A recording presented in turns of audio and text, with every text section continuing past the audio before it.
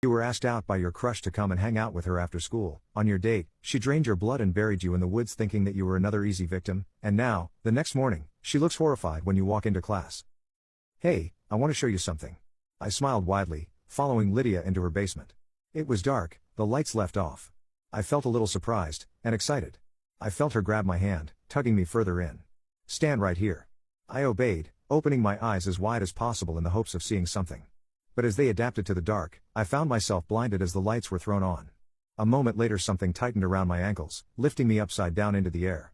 What's happening? I shouted, blinking rapidly. My eyes watered as they adjusted, revealing Lydia standing there with a sharp knife, and a wicked grin. Oh, I'm sorry, did you think I wanted to hang out with a loser like you? I just wanted you to hang for me, and so I could get your blood. I looked to the floor beneath, seeing a grill and a large bucket. A searing pain opened across my throat, and I felt warm blood pour across my face. She laughed, as I found myself growing colder.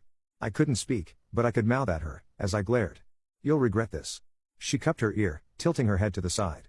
You'll have to speak up. I felt black creep over my mind. The room fell away, as my consciousness drained with my blood. I awoke with a gasp, before choking on the diet I breathed in. I pushed up, breaking through a few inches of soil.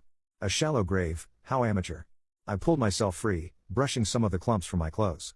She hadn't even emptied my pockets, as I felt my keys rattle. With a chuckle I walked home. The moon was high in the sky, the midnight rays shining down.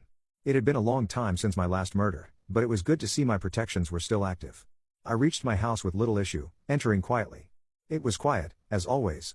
I made my way to my room, stripping off my ruined clothes. I would have to get more now, but maybe I could get Lydia to replace them. It would be a good way to get her to repay me for the inconvenience. You're late. I looked at the mirror. My reflection twisted into a sardonic smile, eyes dripping black. You know why I'm late, don't act surprised. My reflection laughed. Oh, I know. You walked willingly into that trap. It was a good thing you're my host. I rolled my eyes. My protection was annoying, as much as it was right.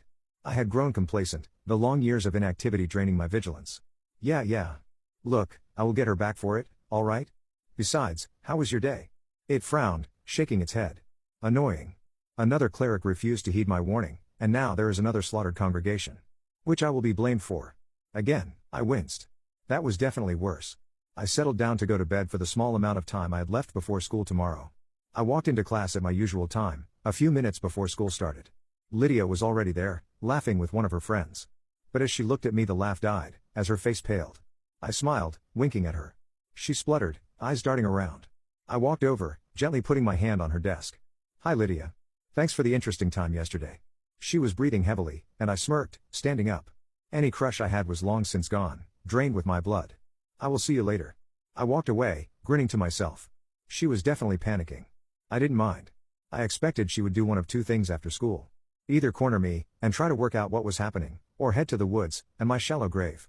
Whichever path she chose, we were going to have a conversation. And she wouldn't like it.